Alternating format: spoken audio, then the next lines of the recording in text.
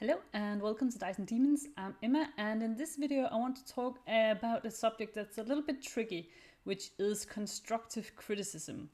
And I both want to talk about, receiving it and giving it.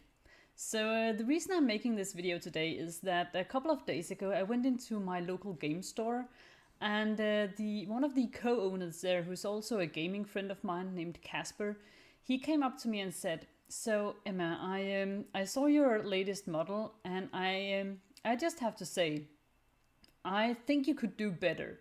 Out of all the models you've painted so far, this is probably one of the only ones that I don't think you pushed yourself enough. I don't think I think you could do better."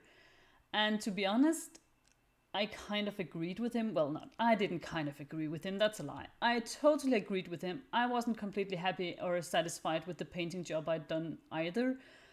However, his criticism still hurt. No one likes to be told that they could do better, right? And I know in situations like that, I often have a tendency to go either a little bit defensive, like, well, I'm happy with it, so I'll leave it the way it is, or to go like in the totally opposite direction and go something like, "Oh, I know it's terrible, and I'm an awful painter, and I should never ever paint another thing ever again." And neither of those are very sort of constructive.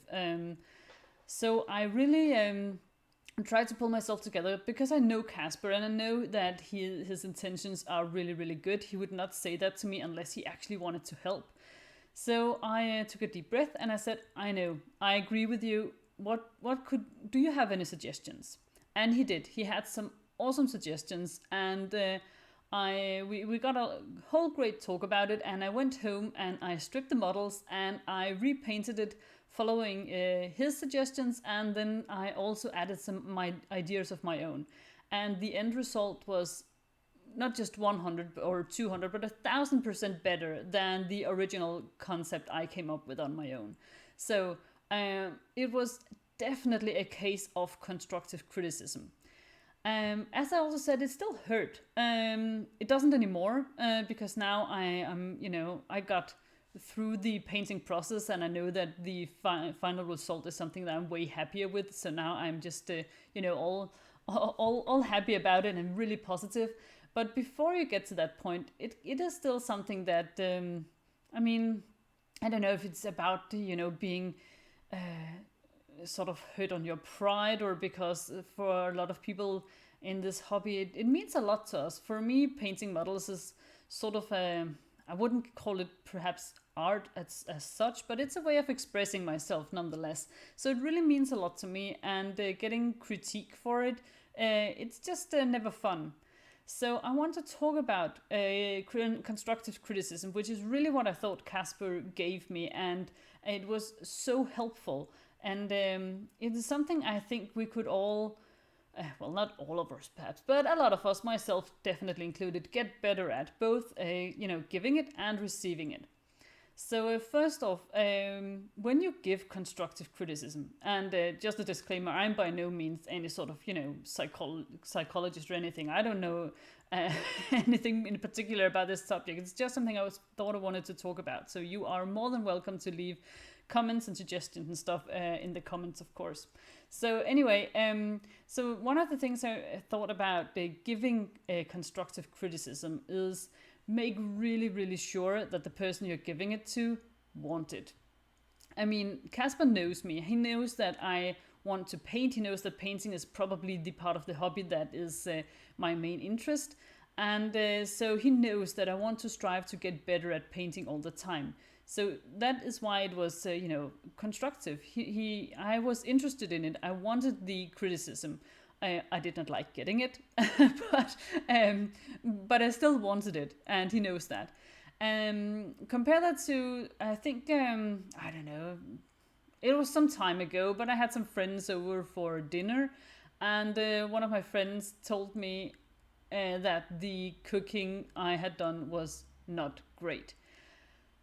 Which is very true. I'm a really terrible cook, and I know it. Cooking doesn't interest me in the least, and I find it like really hard to do. So I know it wasn't good, but I mean it was edible. They weren't going to get sick from eating it, right?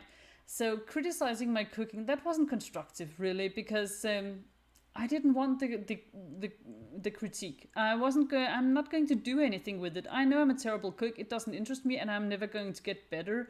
So telling me that is just I mean, making me feel like I don't want to invite people over for dinner anymore, because I know they will hate the cooking. But it doesn't really do anything else. There is nowhere I'm going to go with it. So make sure that people actually want it. In the same vein, in our hobby, I think if people tell you, so I'm only painting to put painted models on the table, and I want them on the table as quickly as possible. Fine, that's completely fine. Cool, go with it. You know, paint as many models as you can as fast as you can. I think I'm all for it, and I think it's cool that you're painting them. But that also means that I should probably not go up to someone who is painting with that goal in mind and say, well, have you considered edge highlighting? I mean, it would really make your models pop. Why would they want that critique? Where would they go with it? They would just know that I thought the models needed, an edge highlight. But since it's not their interest to paint, they just want painted models on the table. They can't really use my criticism for anything other than feeling like, oh, she doesn't really like the fact that I left this out or didn't do this. It's not constructive at all. Also, think about why you do it. Do you tell people that they could get better just to make yourself look better? Like, oh, I know how to edge highlight. You obviously don't, and now I want to point it out to you.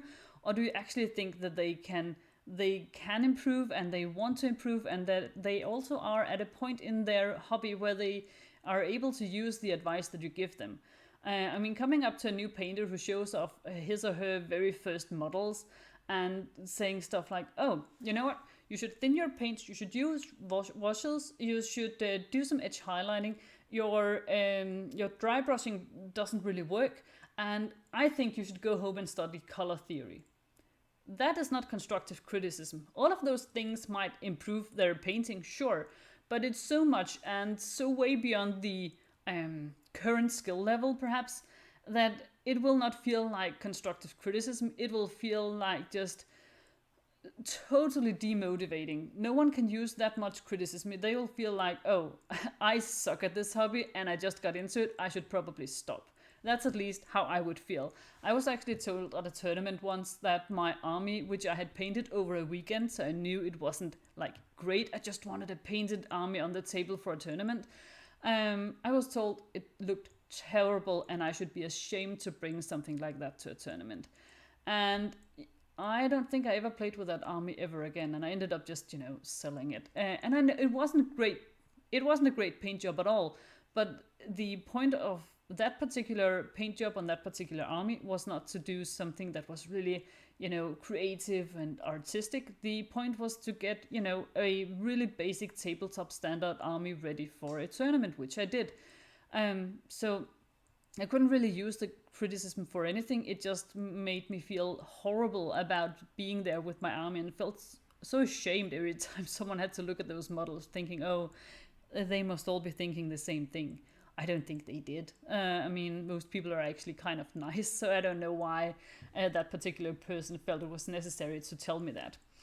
So, on the topic of receiving criticism, which is difficult to do, at least for me. I know probably other people are better at it, but I'm not actually that good at it, because, as I said, I have a tendency to either be really, really, really sad or really, really defensive. But I'm really trying to see constructive criticism that has been given with the intention of helping, and has been given kindly, and has been given at a point in, at a skill level where I can use it. I really try to see it as sort of a gift someone is trying to give me, because they are actually spending their time and, speaking to me about something that I do. They could just, ignore it, even if they had something to contribute and they chose not to. They are also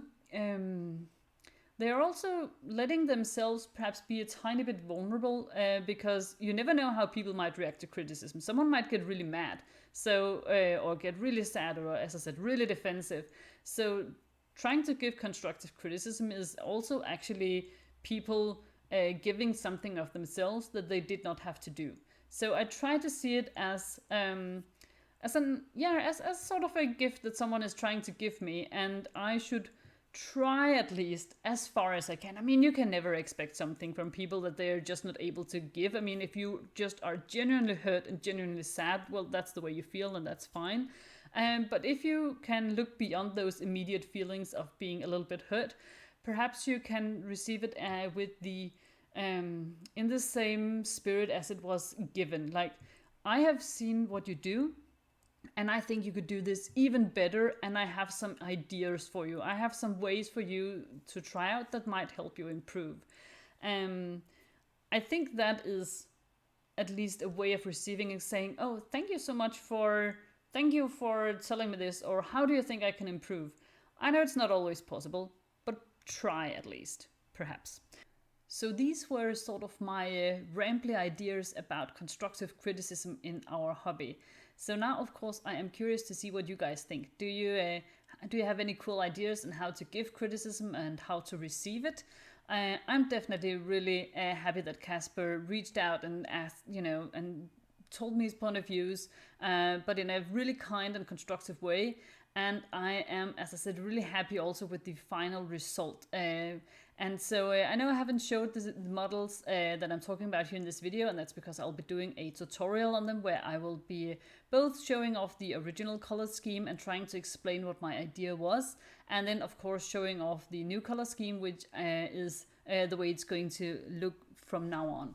And I'll have to say that this was definitely a case of killing your darlings, because I was so much in love with the original concept of the color scheme. And if Casper hadn't pushed me to go beyond that, I don't think I would have, even though I had this, I really had this feeling that there was just something off with it. I'm not saying that the original idea was necessarily horrible, it just definitely wasn't really working out in the context of this particular model. So it was great getting someone else to help you kill off your darlings, because it's tricky to do, and that's what constructive criticism, in my eyes at least, can really help you with. So let me know in the comments below, what do you think? And I will look forward to reading it all and hopefully get even better at both giving and receiving constructive criticism. So thank you so much for watching this one, guys, and I will see you next time. Bye!